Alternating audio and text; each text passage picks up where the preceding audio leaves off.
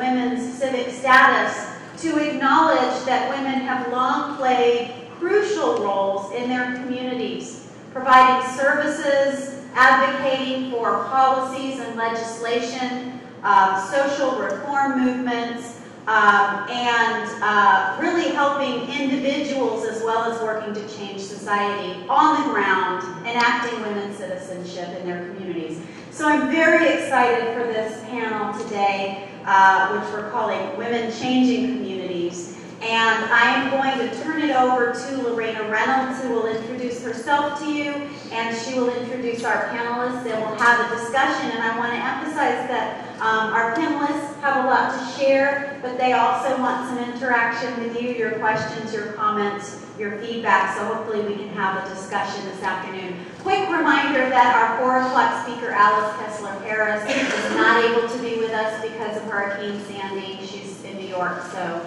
she could not travel. So we'll end today with this exciting panel. So turn it over. Are the mics good? I know the mics. Oh, the mics are good. It's definitely on. So I'm Lorena Reynolds. I'm an instructor here at OSU, and I practice law in town at the Reynolds Law Firm downtown. And I've been asked today to facilitate this panel to talk a little bit about the role that women have played in their communities and in activism. So I'm going to start by introducing all of the panels and then the panel members, and then I'm going to have them talk a little bit about themselves first, and then I have some questions for them, and then we're going to open it up for questions from the audience. And if we don't have questions from the audience, I'm going to continue to ask questions because I have lots. So here we go. So I'm going to start down the end with Brie Akins. Now she's told me all the different ways people have pronounced her name. I've forgotten how to pronounce it. So Brie has been active in the movement to end domestic and sexual violence since 1998. She's worked for over 6 years as an advocate and educator at domestic and sexual violence organizations in Washington, Idaho, and Oregon, as well as in New Zealand. She has worked for over 4 years at the state level administering rape prevention education funds in Oregon and providing training and technical assistance on a wide range of topics relating to sexual violence intervention and prevention. In 2012, Brie co-founded the Oregon Violence Against Women Political Action Committee, which engages in legislative and electoral activities in Oregon to end domestic violence, sexual assault, and stalking. She is also an instructor at OSU, where she teaches courses in sociology and women's studies on feminist management and leadership styles, grant writing, and fund development for feminist organizations, and introduction to social services. She also participates on the OSU Sexual Assault Response and Prevention Alliance and works as a private consultant, helping organizations and communities develop programs and capacity for serving survivors and ending domestic and sexual violence. Next to her is Debbie Vought.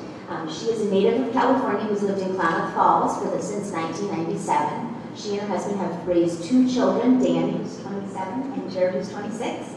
A former high school and college English teacher, Debbie is the co-founder and current executive director of Citizens for Safe Schools.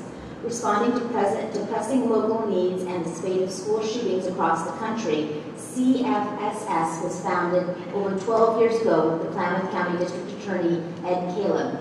Together, the pair formulated a community-wide plan to prevent school violence by promoting character education and pro-social skill building at school, providing mentors to at-risk youth, and working with like-minded agencies to leverage their resources and collective impact.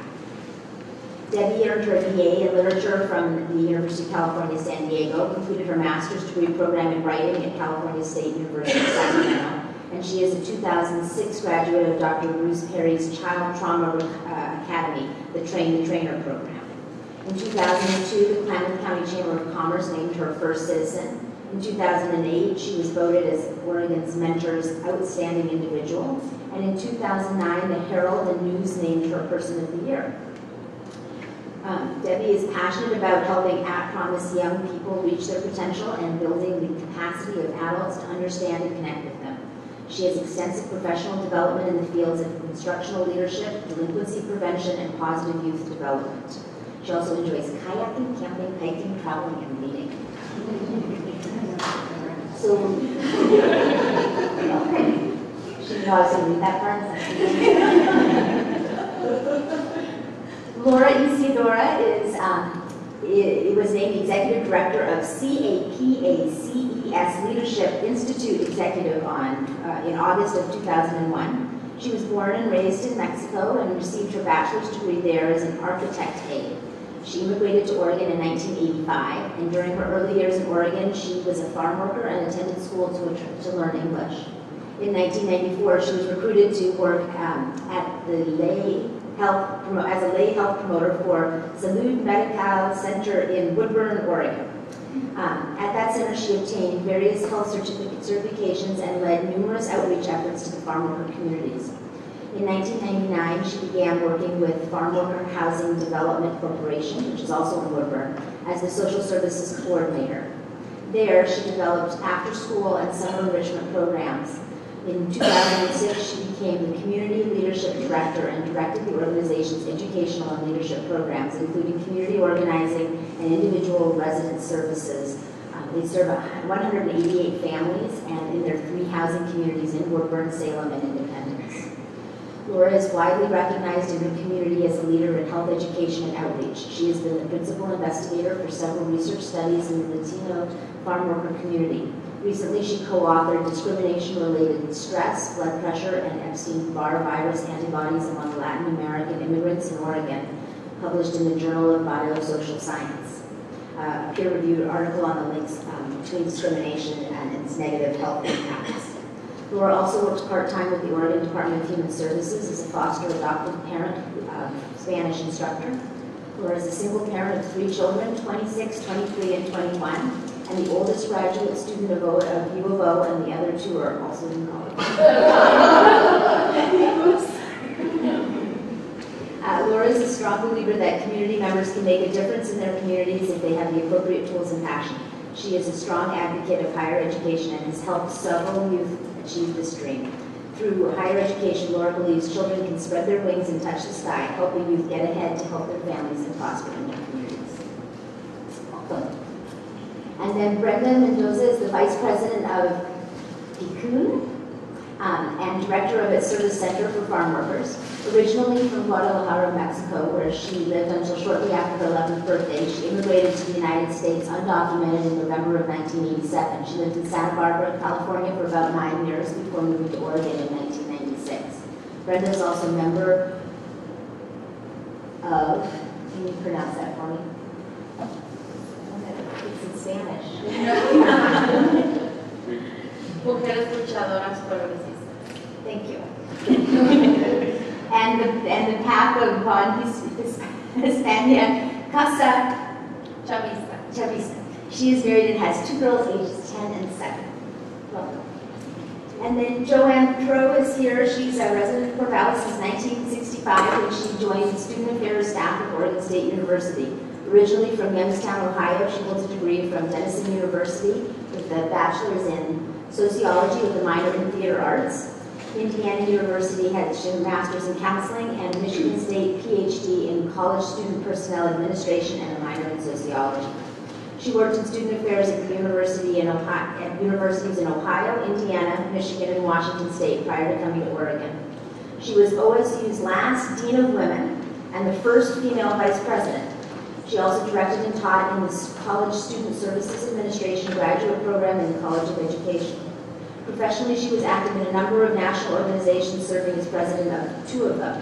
She was honored as the Corvallis Senior First Citizen in 1999 and also received the Distinguished Achievement Award from Denison University, Indiana University, National Mortar Board, and the National Association for Student Personnel Administrators. Alpha Lambda Delta, a National Freshman Scholarship Honor Society, gives 30 awards of $70,000 in her name nationally each year. Locally, she is active in the Benton County Historical Society, the League of Women Voters, the First Congressional United Church of Christ, OSU Oak Club Thrift Shop, Corvallis Public Schools Foundation, and the Willamette Criminal Justice Council. Over the years, she has been involved with the United Way, Corvallis Parks and Recreation Advisory Board, Old Mill Center, and AAUW. Joanne retired from OSU in 1995 and continues to be involved in volunteer activities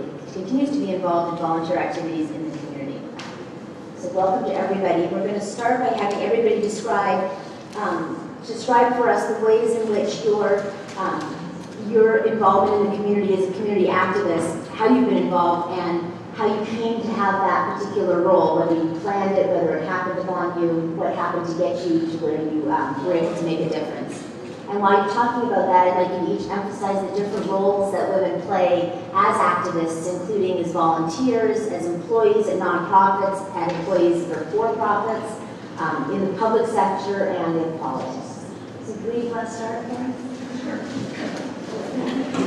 So my name is Brie Akins, and how I became involved is I studied my undergraduate degree at Washington State University in Pullman. I met my partner there, and I basically got stuck in Pullman.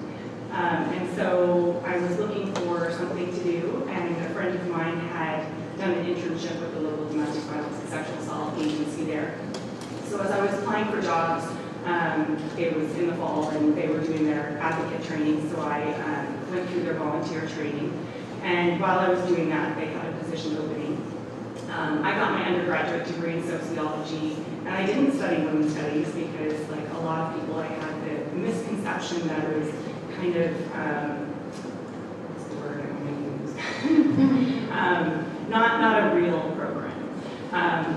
So, although as a sociology major, I had taken sociology of the family, sociology of gender, which are all very much women's studies types classes. So I was very interested in working with women and providing social services, and so I found a really good fit with the agency out there and ended up working there as their coordinator of sexual assault services for about 2 years.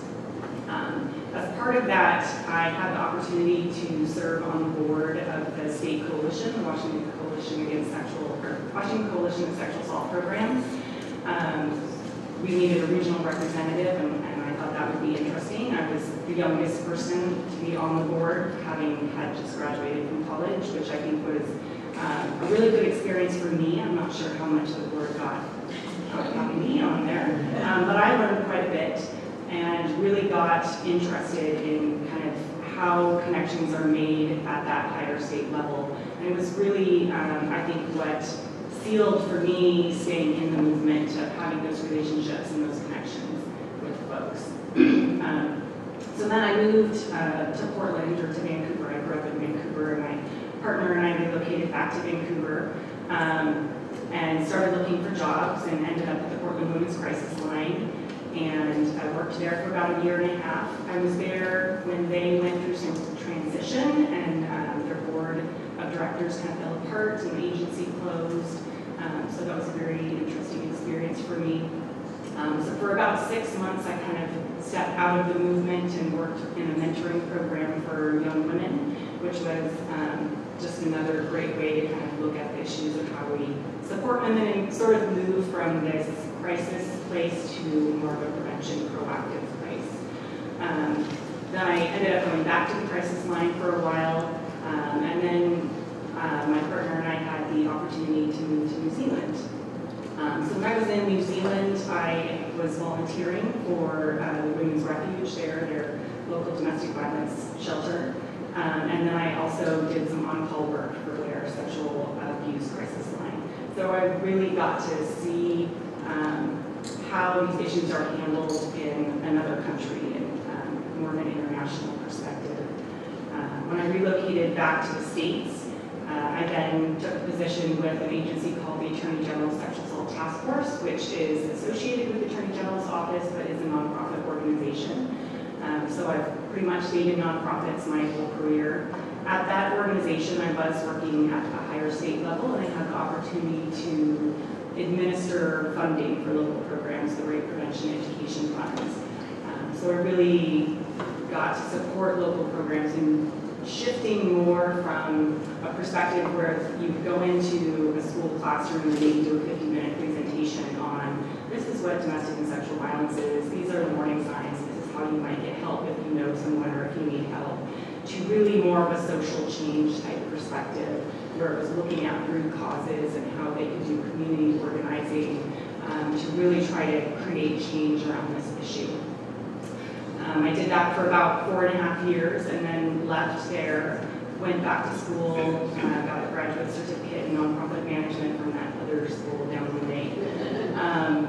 And then started doing some consulting, working with, again, local domestic violence and sexual assault programs to help them find alternative sources of funding, since most of them, the majority of their funding, probably 70%, if not more, comes from state and federal funds. So really helping them to diversify so that they could, in particular, focus more on prevention and social change and not be so driven by what the government says that they have to do. And then I also have the opportunity to do some work here on campus, advising for some undergraduate students, as well as teaching in the sociology and women's studies programs.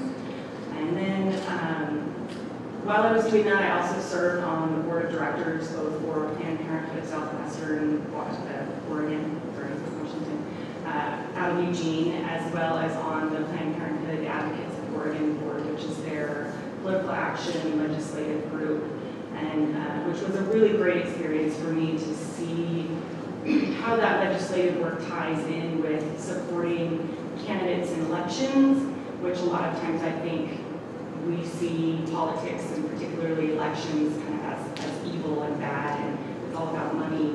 But if you don't play that game, then you lose some of your power. And I really saw that how in the violence against women movement, we have been doing some legislative advocacy, but we pretty much feel like we're at the whim of people. Please, please. We kind of go to them and beg and say, please, will you support our bill?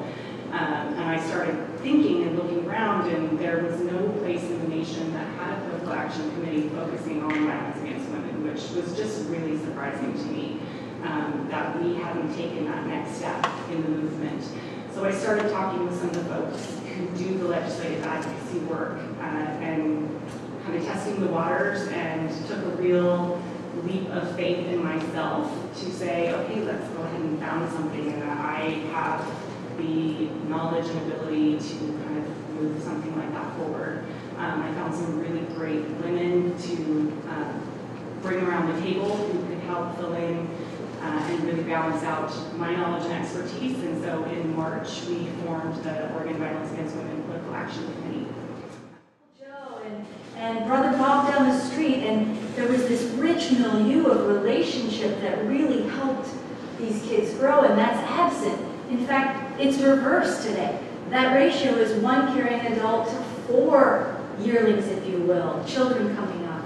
And I felt like we needed to begin to connect the generations in a way that we haven't really focused on in the last few decades. And thirdly, we need to start working together. Enough of this us versus them, welfare recipients against taxpayers, men against women, Democrat against Republican.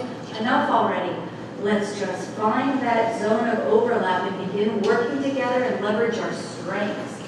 So with that recipe, I went to some community leaders, because I was relatively new to the community at the time, and said, help me articulate and magnify this message in the community.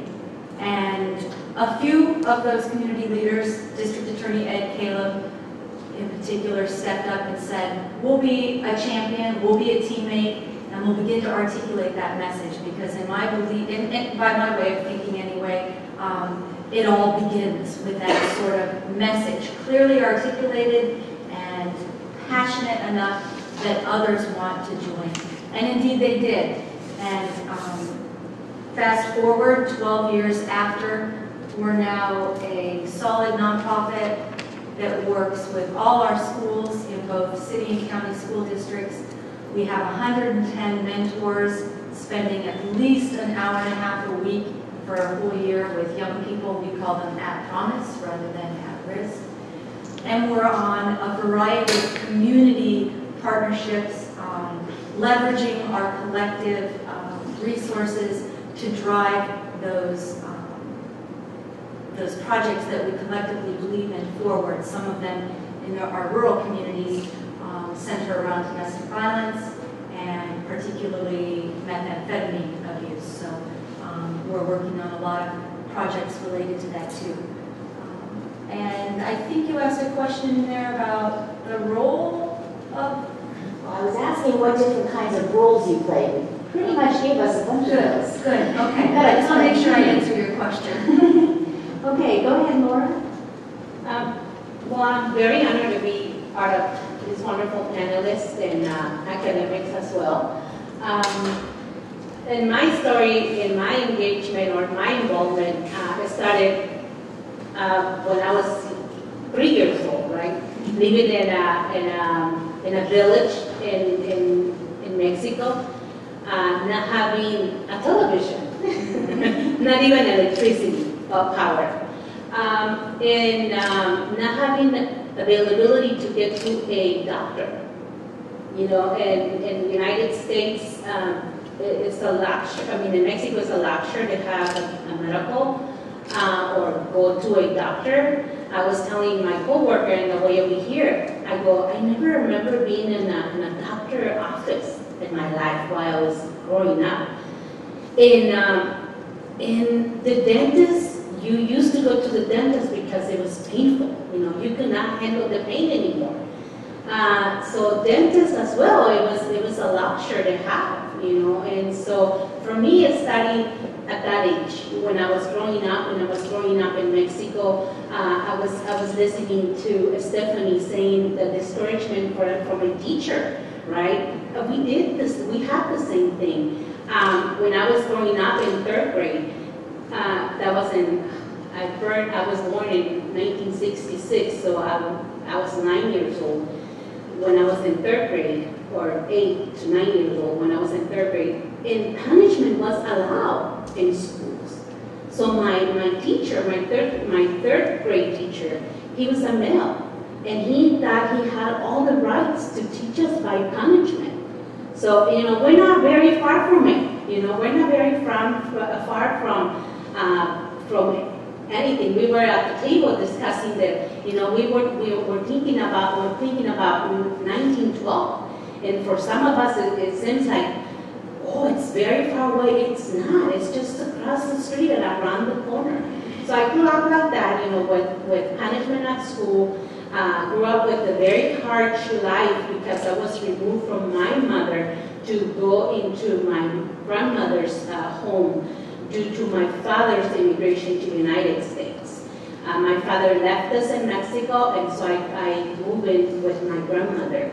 And that was another endeavor that I started there with my grandmother, being molested, sexually molested by my grandfather, and being punished by my grandmother, you know, all along. So when you tell your child, oh, what a wonderful job you did, for me it was ridiculous. When I came into the United States, I was like, why do they do that? You know, they're gonna make them dumb. You know, saying that, you know, we have to be strong. Women and men have to be strong. When I graduated in Mexico, I'm gonna go back a little bit. I'm gonna rewind a little bit. And when I graduated in Mexico, I was 18 years of age. We graduated in Mexico with a technical career at the age of 18 years old. So I went and applied for a job where I thought my diploma was going to make a difference. A woman working in the highways. And so I went and applied for the job. And the guy goes, sure, güerita, because of my light skin. Sure, güerita, you know, you can work with us. You can go get our lunches. You can go get our coffees. And I was like, no, I want to be outside, you know, in the field. And I've been always, I think because of the background, I was like more stubborn at the age of 18. And so I was like, no, I really want to be out there, you know, building the bridges, building the highways. And he was like, no women are allowed in the field. So it's been how many years? 27 years that I was not allowed to work in the men's field. I moved to the United States with a diploma. Wow! The first time it was like an eye-opener for me. It was when I went into the bus. I arrived to California with my aunt. I also was here undocumented. So when I was here in California, I ride the bus. And so I thought, you know, I have a diploma. I'm an 18-year-old women. I can make a difference in the United States. And my first reality check was when I went into the bus, and I didn't know what was the guy telling me in the bus. He was asking me to pay the exact change. Now I know that he was asking me for the he was asking for the exact change, because otherwise he wasn't going to give me any change. So if reality checks and not knowing that I was supposed to start from bottom up, and so I moved to Oregon. I said maybe Oregon has better opportunities for me. I came here with my father. Now getting reconciled with my father after many years, after 15 years being away from my father. He went in and got me from California. We came to Oregon, and I started working in the fields. So I'm a former farm worker. It's hard for me to a former farm worker. So I seen the need in the labor camps. I seen the need in the farm worker fields. And I was only getting paid 7 cents to 11 cents a pound per strawberry, per pound strawberry picking. That was 27 years ago. So it's not very different. Did anybody knows how much it pays now to pick berries? We're not far from it. 25 cents when the berry is in a very good, situation. They can still pay you 17 cents to 25 cents per pound. Okay, so again, we're not very far from it. And I started working after some of my friends knew me that I was very vocal, very involved. I'm a survivor of domestic violence. So when I was with the father of my children, I was telling to someone this story just a couple of days ago. He was going to work. He used to go to work. By the time he was back, I had to have dinner or whatever, the meal ready, not knowing where the meal was coming from. But I was not allowed to open the door or to have the curtains open, because then I was going to be looking at men passing by. My father was not allowed to be in the house, or my cousins. So I was very isolated from my family. And then a lady came and knocking on the door, and I was like, oh my God, I'm not going to be able to open the door for this lady. So I opened the door, very frankly, and it was a teacher, a adorable teacher, Señora Juanita. And so I opened the door, and she was like, I'm enrolling children to go to preschool. And I was like, oh my God, I'm not going to be able to make it, but I didn't know how to say it to this lady, to this wonderful lady. To make the story short, I went at one point in my life, after 20 attempts that she was coming back and forth, and I went to the school. Then I learned that I was not only isolated, but I was playing a dumb. I was playing by a fool, because I knew how to do many things that the teachers needed from me. Having children at home, because it used to be, remember that in 1989, it was not a building for preschool. It used to be home preschool. So we used to carry the children from one home to another, giving lunches for the children. So I was able to do that. And then she came and talked to my partner and telling her, but she didn't say anything about me being in the building, in the office with them. So it was a good cover up. But then I started learning that what was I doing behind doors wasn't right. And remember, when we growing up, they say the children at the age from 8 to 12, they know a different world from the world they live at home. And so they learn that something is wrong at home, that you're getting sexual abuse or something else is going on. So at that point, for me, it was like when I was 20-some, I learned that it was a different world out there. So I learned that I can defend myself. So the last punch he gave me, that was the last time he saw. It's been many years. It's been like, Jesus, like 20 years since last time he saw me. I was very protected by my managers, the next door people, and then I started getting involved in the community, getting involved, helping ladies, helping moms, helping teachers to get the word across. And this was a very good program. So then after that, because of my involvement in the school, I got a call from Salud Medical Center. Hey, you want to become part of the health promotion? And I was like, what's that? You know, so I was very intrigued about the fact that I was able to be working in an office. Now, it was my turn to be working in an office. So I went in, after 15 days, I got a job, full-time position to go out in the labor camps and talk to people in labor camps suffering from heart attacks, suffering from tuberculosis, suffering from malformation. I mean, you name it, you see everything at the labor camps. I saw children playing in the mud, and I was like calling my mom, because that time it was a cell phone this little. They were talking about work, that I was able to call my mother at her home, you know, to see if my children were okay. Then after that, FHTC invited me to apply for the position for the social service director or coordinator, where I not only coordinate the one-on-one with parents, but I saw the need of children being involved in activities, children being involved in school, children not dropping out of school.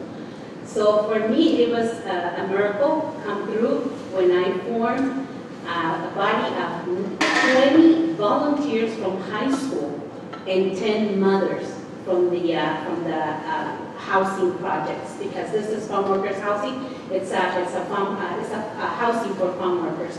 So I formed a body of 30 volunteers, 10 mothers with a lot of eagerness to not only to learn but to participate.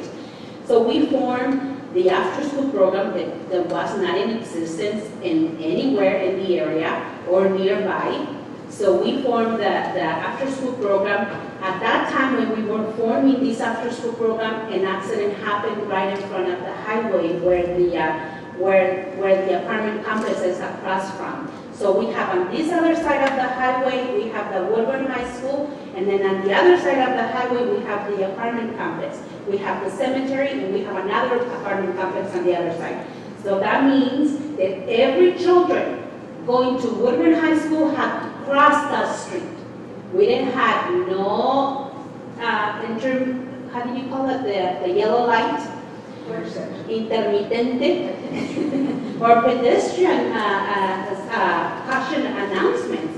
So we had a very long crossing, and you have to cross to Salud Medical Center, you have to cross to do many other things on the other side. And so we formed a committee, and we did a vigil from the apartment complex to the Woodburn School District, walking quietly with candles, and not only advocating, but exigiendo, demanding for the Oregon Department of Transportation to do something about the highway. And it was not only for the people in the apartment complex. It was for every single people in Woodburn. We did it. So now you go to Woodburn Highway, the 214, after you get off on, well, you only go to the outlet malls, don't you? So when you go to the outlet malls, instead of turning left, you turn right. The highway down east, you'll see it's beautiful. Now has an island, now has a crossing light, has an intermittent light that tells you you're getting closer to the high school. And it's beautiful. We did it. We did it with the people in the area. Now we did something else. And not only did the after school program, not only did the crossing, but we also form a model that retains children in school. 99% of our children graduate from Woodburn High School. 50% of those children go to college, community college, or any other colleges. We have to make the bridge, right, for the children to pass. So we did it. We started from forming literature blocks from children and having little stations when the children are not going to school, and we have parents in the apartment complex forming those blocks, forming those stations where children can be there and have an enrichment program. Not only a program where they can go and chill, it's fine, but also a program where they can have a game. So after the program, we knew we needed something else. So we did our research. And when we're talking about hunger in other countries, hungry in any other country, we also have the hungriness here. And I mean, we know that. And so we have 14% of all the participants that participated in our research, 14% of those people go to bed with no food in their stomachs. How ironic. You know, this is poor people. They don't have money to get pizza. And it's cheaper to get a hamburger than getting an instant meal. So we're making it now not about class or class system, because I learned that from my own. I was like going in Costco. I don't want to make any announcements for Costco, but they have the greatest fruit, right? They're picked from our farm worker families. And so, and I was counting, and I was like, no wonder I've never been able to make a nutritious meal. I mean, organic food costs an arm and a leg. I mean, this is about class. And now, in our communities, we're not making it about class. We're making a subject about our health. So now that we're talking about political consciousness, I mean, because I do that. I teach in the Pacasas Leadership Institute, I teach political consciousness. I talk about isms. What about nutrition? What about nutrition that we can purchase? Who's going to help us to do that? Right? And we have so many groups with a wonderful heart that wanted to go and teach us how to make a nutritious meal. Can we afford to make a nutritious meal? So we have to work from bottom up.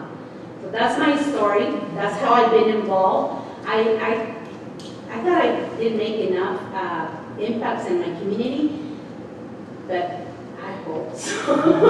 I hope that I made not only impacts in my community, but in my families. In my family, it was not about hugs and kisses. You know, it was more distance.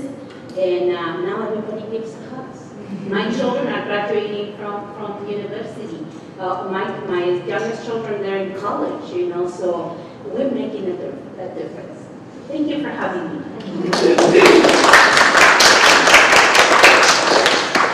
Brenda, go ahead. Well, thank you. And first of all, let me say that I'm honored to be here today, and I thank Laura for inviting me, and obviously Lorena for having me here as well. And I know that I've known Laura for about 15 years or so, give and take, and you know, she's somebody I admire because I know where she came from and how far she's come personally and within the community, and she has made a difference, and you know, she's my hero. You're my hero. Okay,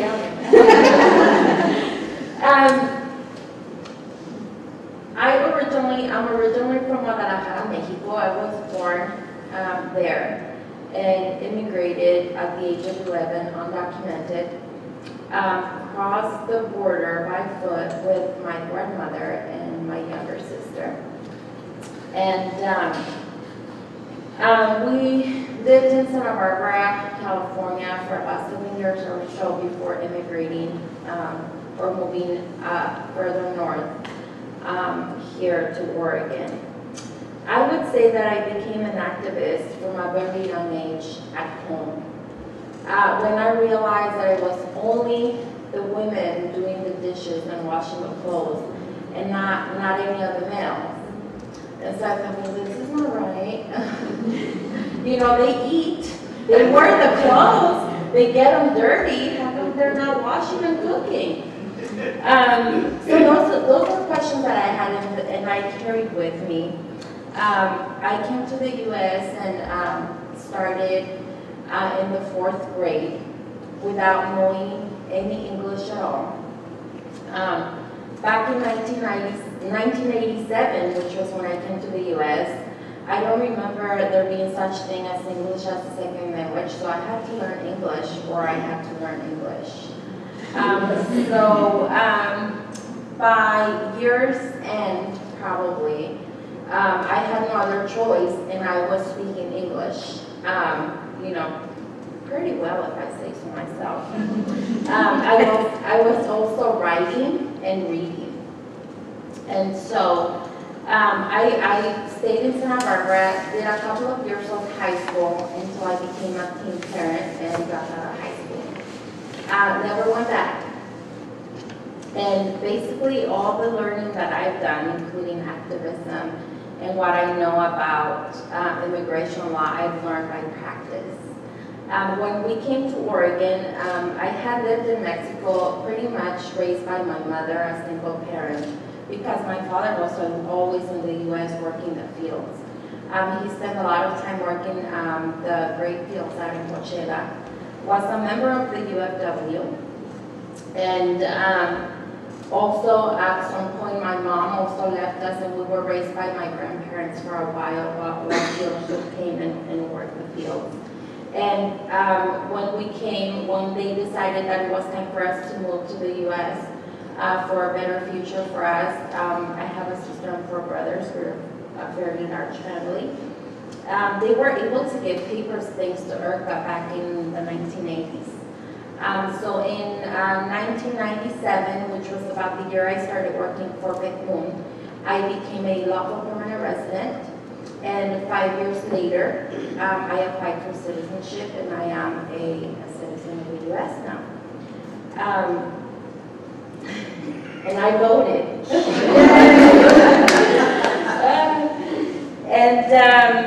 You know, I got to Pekun basically because when my parents moved to Oregon, we had this like ongoing immigration case that we needed like somewhere to go with.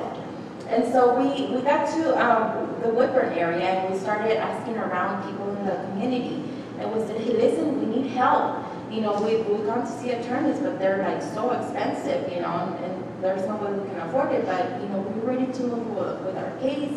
We need to become, we need to move this process along. And everybody was like, oh, go to Pekun, go to Pekun, you know. Like, well, who's that attorney? We've like never seen him on any of the advertisements. And so my mom went to Pekun, and because she had worked in farm labor, and so had my dad, we were able to become members. Pekun is the only farm worker labor union in the state of Oregon. We closely work with the UFW in California. There's also a chapter up in Washington. And one of the branches of the union is the service center. And basically, the service center has been accredited by the Board of Immigration Appeals to practice immigration law.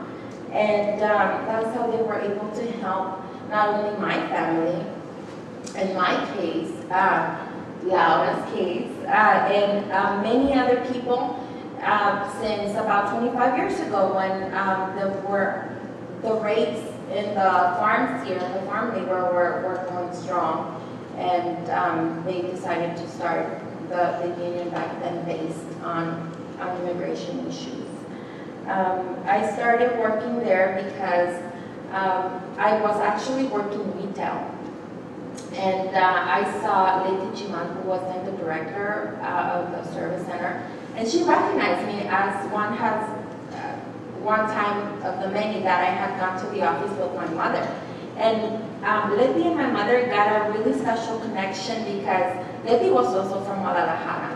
And so every time we went to the office of Pekun for our paperwork, my mom asked to speak to Leti. And so she saw me at the store where I was working the cash register, and she said, hey, aren't you Maria's daughter? And I said, yeah, that's me. She's like, would you like to work at an office? And I said, oh, yeah? And she was like, we can pay you $1,000 salary a month. And I said, cha-ching. Yeah. And she said, and then you get weekends off. And of course, we all know that when you work retail, you have to work the weekends. And so I said, yeah, I want to go work for, at the office and answer the phone and, do the typewriter thing. And so I went for a couple of interviews, got the job, and started doing my training. That's the first time that I learned what really our community goes through here in the United States, and how the image and the perception that I had of the U.S., or as we call it in Mexico, El Norte, was so different from what our reality was. When you're in Mexico and you have people that go from here to over there, they're like, oh yeah, you go in with a broom, you sweep the dollar bills, you can just, you can pick them from, of course we're like, yeah, that's what we need, right? But then you realize that it's not so easy, because you have to pick strawberries for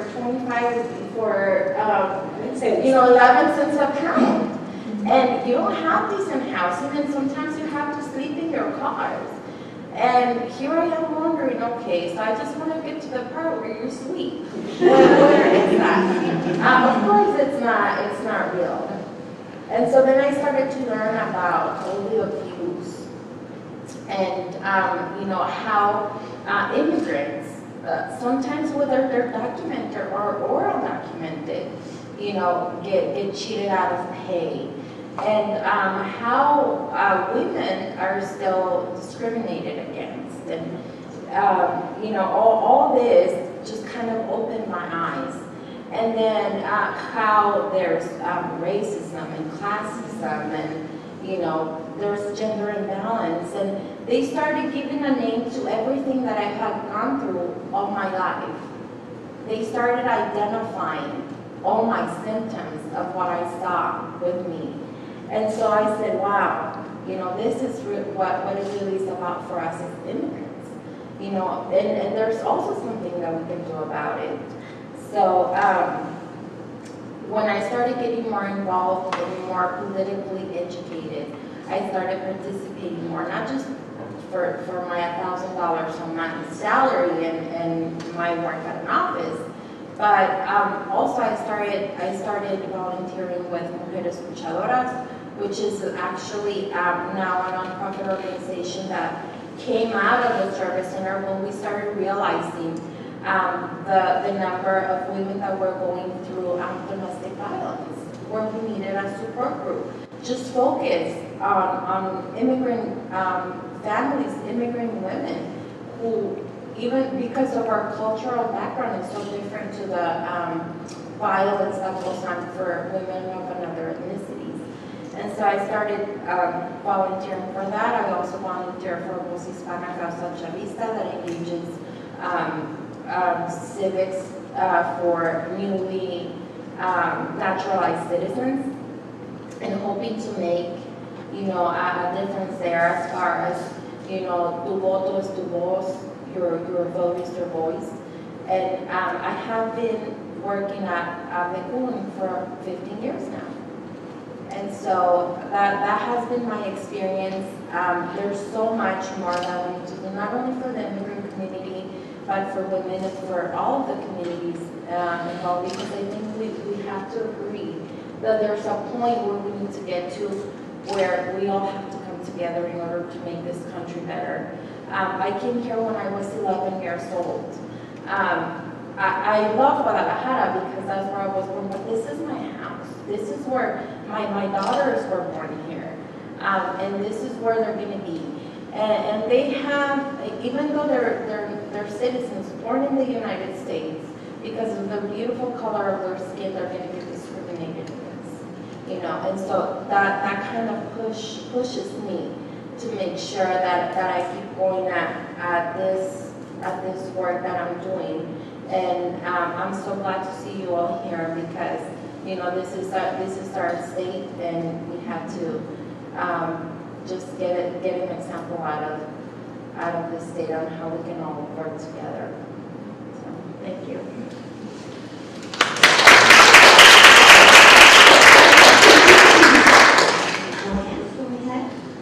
Thank you, Lorena, and thank you all for being here. And this has been an inspiring time for me to listen to all of the experiences and the background and the accomplishments that these women have brought to their lives and to the lives of others. It's really overwhelming. I've been involved with volunteering for a long time. I have gotten a lot of different interests over the years and have become, even in a way, almost nothing but a volunteer since I retired, and that happens to you in Corvallis. That's good to me. Just kidding. But I've volunteered in a number of kinds of social service capacities over the years. I did social work for a while, although I have often thought that my career in 40 plus years in student affairs was like social work only with students. But I think that the group that has informed me in many ways in all of the volunteering that I have done has been the League of Women Voters. And I'd like to talk mainly about the League of Women Voters and its role in volunteering and what it does. I became a member of the League of Women Voters over 50 years ago. I've been a member of the League in 3 different states. As I went back to graduate school, I didn't leave the League behind. I joined the League back in Michigan and did work there as well. But the League is a volunteer organization. It's now it's become quite professionalized, particularly at the national level, and has some paid staff. But it's primarily a group of very strong, committed, informed volunteers. And what the League does, basically, is to act in a nonpartisan way. It's a nonpartisan political organization. And it encourages the informed and active participation of citizens in government. And that's what we've talked about today. And it works to increase understanding of major public policy issues and influences that public policy through education and advocacy. And that's how one volunteers in the League. And by the way, there are men who do belong to the League, women voters now. In fact, there's a man from Oregon who serves on the national board. But what the League does is to pick specific areas of interest and studies those. It does, right now, for instance, the State League has done a study on the coastal and nearshore Oregon. It's a very professional, thorough study, and it's going to be the basis of discussion among all of the leagues in the state, where we would arrive at an agreement on what we might be able to do in an action advocacy way. Once one studies these topics as a league volunteer, led by, again, in groups led by volunteers, using information provided by many professionals, then you reach these conclusions, and then you're in a position to advocate through various means for those particular kinds of issues. You can do this by, for instance, monitoring governmental units at the local and state level. You can do it by influencing the advocacy through testimony, through other formal ways, such as letters to the editor or letters to local officials. There are informal ways to do it. The League here in Corvallis, for instance, a number of years ago was very interested in the fact that we didn't have an adequate jail. This was even before the inadequate jail that we have now. There was even more inadequate And so to illustrate that, the League did a march through town. But they marched backwards because they wanted to show how backwards the jail was. And it was not long after that that they realized that they had to do something about the jail. Now that's a rather humorous way to do it, but the League does do a lot to try to educate people and so that they understand what the issues are, and then we will take action on that information. But the League was formed at the time just right after suffrage nationally was granted. It came out of the 19th suffrage movement. And the reason it was formed was because women at the time thought they wanted to be sure that everyone, all the women, were informed about what the issues were so they could vote intelligently. And even more than that, they wanted to be sure that the women were registered to vote and would understand what it meant to vote, the importance of voting. And that continues to be one of the major efforts that the League of Women Voters makes, and that I think all of us who are members of the League at one time or another get involved with in terms of registering voters and being sure that we provide information about what goes on in a particular election.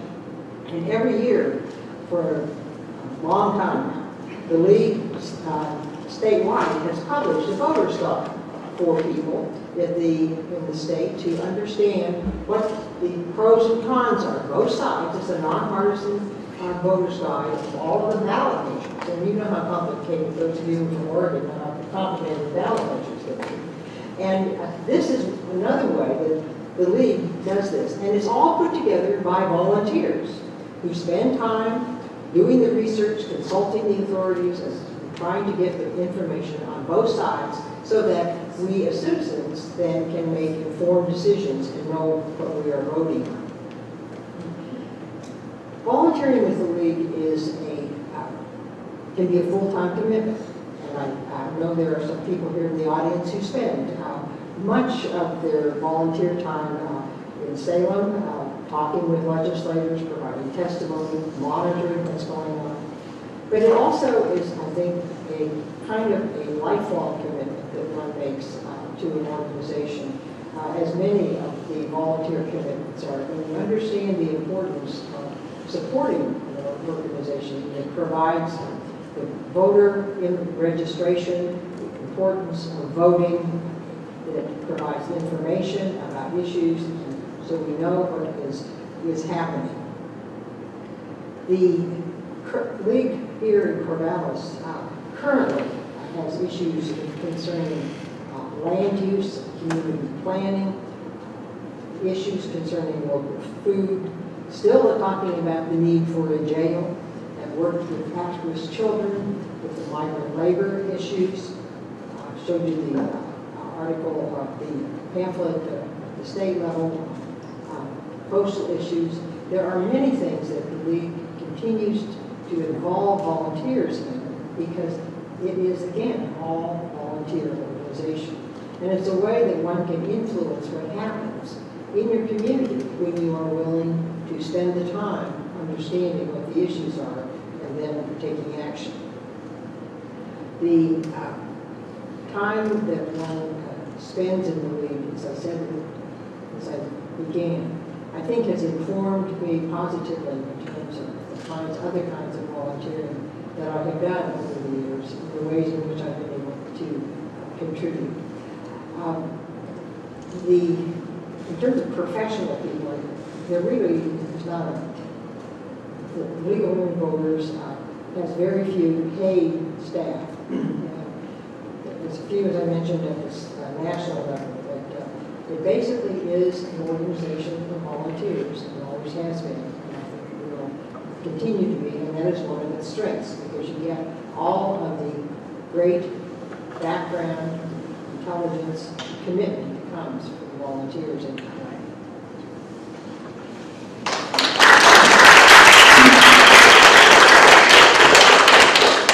Well, it was interesting that the lunchtime speech was entitled "Is the Personal Still Political?" that was the title, and I think that the life stories show how much for women activists, their personal lives inspire their political action.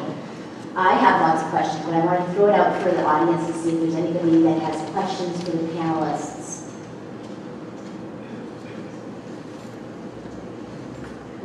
I have a question about voting and voter registration and what role that plays. The kinds of work you do has various intersections with politics. I was thinking particularly when Joanne was speaking about voter registration, and I remember all the attacks on Acorn, and I know there was some dampening, right? It became sort of dangerous to risk conducting voter registration campaigns because you could be liable for prosecution if there were mistakes, etc. And I wonder, voter registration, how that plays, mobilizing people to, right, providing services is a wonderful thing. These are all different aspects of helping people. Another is mobilizing politically. So, I don't know, just throwing that out there. Voter registration has become a hot topic, and I think it was Stephanie mentioned about or came up in one of the talks today about the problems with in other states with restrictions on registration and so forth. And that, by the way, is something that the National League has been monitoring very closely, and in fact has been sending its national officers around to various states to work with the states in Pennsylvania and Michigan and Colorado and some of the other states where there have been attacks on the voter registration, trying to be sure that they have a safe and secure way to get registered, that is done properly, and that it is acceptable and is taken by their elections offices.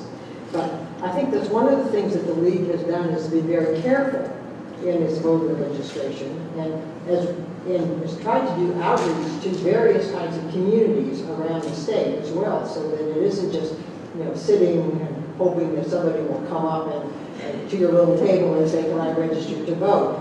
They're very active in going out to some of the minorities and people of color. They're going out to the high schools. Most of the leagues in the state send a voter registration volunteer to the high schools, and so that toward the end of the year, before elections, getting the 18-year-olds to register right away so that they are there and able to do it. But you have to be careful these days, especially you've got to educate the people who are doing that as a volunteer so that they do undertake it in a way that is not going to jeopardize either the volunteer or the person who's trying to register. Some of the rest of you may want to comment on that. And I think if I might add also, I think there are some nonprofits that due to their tax codes cannot engage in some sort of political actions regarding elections. And so we're very careful. And I think as far as the Latino and the immigrant community goes, I think for us education is the key for our volunteers and also for the community, making sure that they know that only if you're a citizen you're allowed to register to vote. But if you're not, then you shouldn't. It's against the law. So education is a big part. And it also go beyond educating about the law and what it comes with, right, when you're eligible to vote, but also educate the fact that the United States has a different method of voting. It's legitimate. And when we're talking about our country, well, in comparison. I'm not saying it's 100%. But comparing for our country, speaking about my country, the elections haven't been very legitimate, or they haven't been what's in the United States. The United States is very different. It's like mobilizing to, I don't know, it looks very different. When I go to one of the organizations that does voting registration and how to engage the community, it's home parties. It's a home visit to invite all the citizens in your home. they're your friends. So it's very different. The environment, it's very different. It sounds very safe instead of, this is something generic, and it's very different. And we have to understand where we come from, and our country. So we do beyond what's going on. We go a little beyond. If I could jump in and answer just real quick from a different angle, maybe too. I feel very passionately about this whole issue of citizenship. But what I've recognized working a lot with young people is that they do feel disconnected and marginalized to the extent that they have no voice. And unless we give them an audience against which to test that voice, they don't feel empowered to use it. And so at a really microcosmic level, we're about providing adults to these young people, providing an audience, encouraging their voice so that they can test that out, and then forge an attachment to the extent that they feel now wedded to their community, and they now have a reason to care and register to vote and exercise that vote. But it's really got to start at that very basic level of giving voice to individuals and an audience. Can I add something to Joanne's comments? Sure. This goes back to the voter registration, and it's the motor voter, which the league was the principal sponsor of to the federal legislation, which really allows today for the most massive voter registration done. If you go to get a driver's license, you can register to vote. And we're lucky here in Oregon where we don't have the ID rules and so forth to the extent that other states have. So motor voter and voter registration in Oregon is relatively easy and not as complicated. And if you follow the rules and sign the sheet the way it tells you to sign it, you're not in any trouble. And so we haven't had the problems that some of the other states in the union have had. And the motor voter will be, I think, 20 years old in the next year or so. So it has been a very effective way of getting voter registration and allowing people to register to vote when they move and everything. So it has changed quite a bit. And the other thing that the league does, which you mentioned, is that we go in both Virginia and Portland to the immigration, to the citizenship ceremonies when you become a citizen, and we're there registering voters and congratulating them. So there are ways of connecting with people at that point. Yes. Can I just add quickly? The league also puts out a Spanish version of their voters' guide. Yeah, Lopez probably has it in the current office. Did you have questions? Yes, I have a question of Debbie. You said that your group had been organized for 12 years, and you mentioned you have over 100 mentors, which I think is fabulous. But what other measures do you have of success? What about meth use? What about bullying? What about school shootings? Well, one of our primary measures of success is attachment, the degree to which a young person feels there are adults in the community that he or she can go to and trust. But we also measure attendance and school grades and school connectedness. We're very focused on these measures of connectedness. Attachment is one of those fundamental brain strengths that one needs to have in place before one can move into the higher order locations in one's brain and begin to, regulate or think critically, if you will. So we're real focused there, because if that foundation is well set, then one is less likely, the research says, to do things like abuse substances or drop out of school or make poor choices or succumb to their impulses and act violently or inappropriately. So that's really where we focus. Have any other counties copied your model? Lake County actually has recently. Because I know the dropout rate is still quite significant in the state. Very. I don't know every county's stats, but in Klamath County, our graduation rate is 59%. Some schools a little higher, some not so high. But I think statewide it's about 60. 69%, the graduation rate. So yeah, we have more and more young people dropping out and feeling disconnected from their communities. And that's alarming to me when we talk about increasing, voter commitment and community activism. Other questions? More a comment than a question, that it just occurs to me hearing you talk about the dropout rates at Woodburn. I believe you said, did I hear you right when you said what the graduation rate was?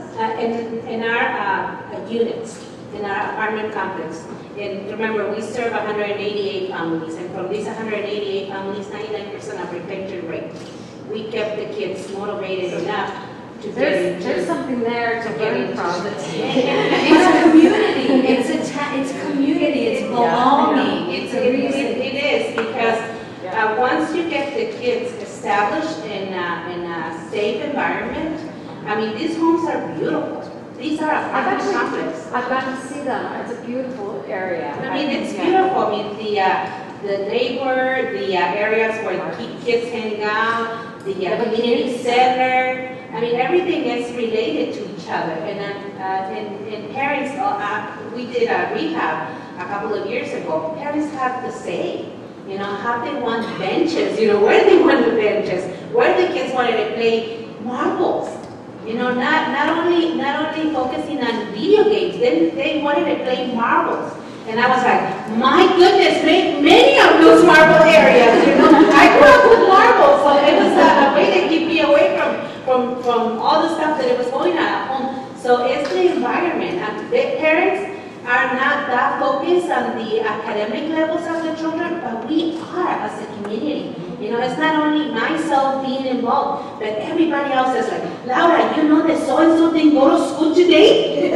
So we were going up on the family's door, and we will send a volunteer, can you go find out what's going on? Maybe they're sick, or maybe they're, whatever. So we were a family, we were a community, a community effort. And so parents go to work, they come back very late, tired. We have the after-school program with literature, math, computer skill. I mean, you name it. All the things that the parents wanted for their children. And then the children getting involved in safe environments, safe choices, and bringing in programs such as STARS. It's an abstinence program for kids not to get into sexual relationship. Not only I was part of this committee that they were planning to bring the STARS to our community in Spanish. It's called Estrellas. So when they were showing me the curriculum, I was like, we're missing something here. They were missing the parents' component. A child learns about sexuality or abstinence, and then what? Who do they go and talk to about whatever they learn? So they go to their mom. Well, I don't know what you're talking about. So I wanted the component to bring in parents as well. I mean, I was in Mexico. I didn't learn about periods until I was like 15, even though my period started when I was 11. I didn't know that called period. The nurse went to the elementary school when I was in 6th grade. In Mexico, it's up to 6th grade elementary. So the nurse was telling us about the period and the period. She never mentioned blood. So, when I had my first period, I was like, what's this? I'm dying. Just minimal things that we take for granted, or we assume the families know what they're talking about. Vocabulary, experience, all this stuff that goes on in a family, in a home. So, that makes a big difference. I didn't see any other apartment complexes where kids are so successful. Why? Because they're not involved. Families are not involved. Volunteers are parents. Volunteer the same siblings, and they feel very grateful. They have a job in the office, like we all mentioned, and both of us mentioned, and then having those younger siblings model. When they grow up, they're going to be working in the office. They're going to be doing the same thing the older brother, the older sister did. So I got this dominoes effect, like you guys call it, dominoes effect? We call it. So I have children going into literature. We have kids coming back from after school program. Adults going into computer in driver's education when they qualify, when they disqualify. And then having the older brother coming in to volunteer and do work in the office. So it was a circle. The kids model, the older brothers, sisters, siblings, and parents model to the younger generation. I have children that started with me before graduating from high school, now involved in social justice movement. Why? Because we show them the path. You know, it's not about just, you know, me and Brenda running the whole show. No, it's about, you know, leaving the legend or leaving some history behind so the kids, the young generation. I mean, I'm 46 years old. I barely become an executive director. I don't want the kids that are learning, that are graduating from universities to take them 20 years to become, you know, to go to the next step. I want them to be proactive and to be involved in the different levels of the different organizations in the valley. We have about 10 sister organizations that they can come and volunteer and do the work and get a job. So I'm mindful of the time, and I want to wrap it up by, it's okay, I want to wrap it up by giving each of you about 1 minute to talk about the future of the women's movement and women's role in that. 1 minute. In all fairness to you, they did have this question ahead of time.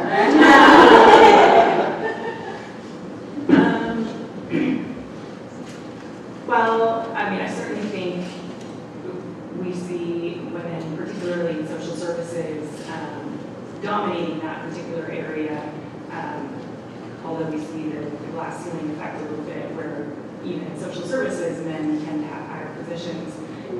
But for me in particular, right now, what I've become so aware of is just the political scene and how few young girls and women feel not only just not interested in politics because all they see are older white men. And I remember when I went to undergraduate school, definitely was I not sure about women's studies, but I didn't take a political science class at all because it was like, what do I care about old white men? So, you know, I got involved in politics fairly late in life, which I think is fairly common for young women in particular, which is really unfortunate. And so doing a lot more to encourage young women towards politics and why it's so important to them, because we all know a lot of the political stuff that's happening right now, not only around violence against women, but reproductive health, these things directly affect them, and yet women feel so disenfranchised from that area that it's crucial that we help women see that that's important and how they can have a voice. I'm glad you ended on that word voice, because that's an important word for me.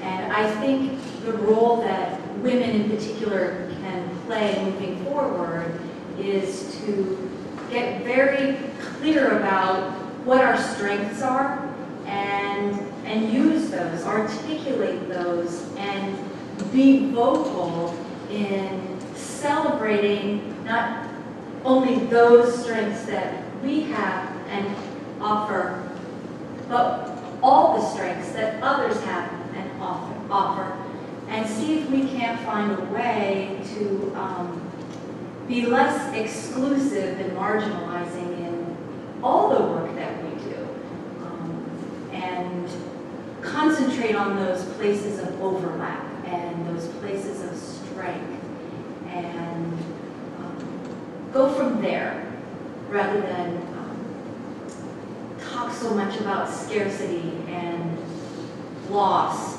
and lack and pessimism, and focus more on strength and what is positive about what we each bring and we each offer, and see if we can't just set a good example in that way. And for us, it has to come, I mean, we're behind like 100 years. So for us, it's starting off with political consciousness, fairness, and women trade. We as women don't see ourselves valuable, and so how to break that? So we're many years behind in the Latino community, many of the Latino communities, not all. I'm not talking about everybody. I'm just talking about the experience that I had in my work area. And so we're behind. We're working on it. We're bringing in videos. We're talking about sufragio electivo. We're talking about women's rights. We're talking about when we women vote, we vote over here and over here. It's both connected. You know, we're smart and we have a passion for what we're voting on. Wow, this is a very good question. I think to me, there was something that Stephanie mentioned during her lunchtime presentation, which was when she was talking about the study that she had found after searching so much about domestic violence and when it started getting reported, and the findings that she did of, you know, the fact that it was reported, it kind of like messed up a balance that was going on so great. And that was, she mentioned, I think, in the 1950s, if I remember correctly.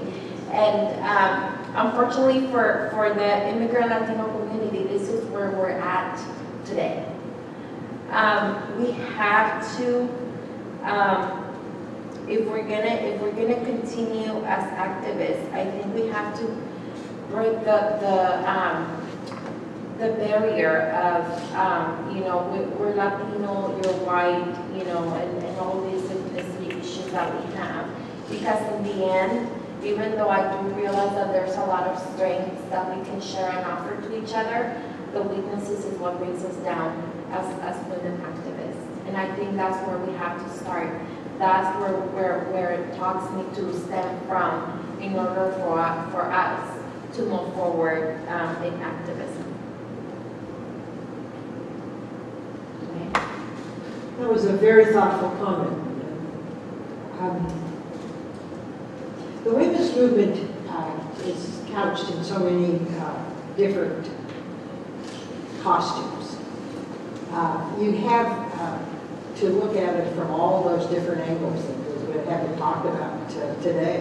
This has been mostly about citizenship, but Stephanie mentioned a whole raft of other things. I think the future in terms of the women's movement and the League of Women Voters is going to lie with the ability of the organization to continue its outreach to the coming generations of women and men to help them to understand the goals and focus of an organization that is nonpartisan, does not support candidates, but looks at issues, provides information, and advocates for those things. If that can be achieved, then I think it will vary from community, state by state. I think there is a future there. The women's movement in general may well meld into a people's movement in terms of trying to help people to understand each other, both regardless of gender, sexual orientation, race, color, creed, so that people are truly working towards some common goals without the kind of combativeness that seems to pervade the society and the world today. I want to thank all the panel for coming and for all of their time and all of the work that they're doing.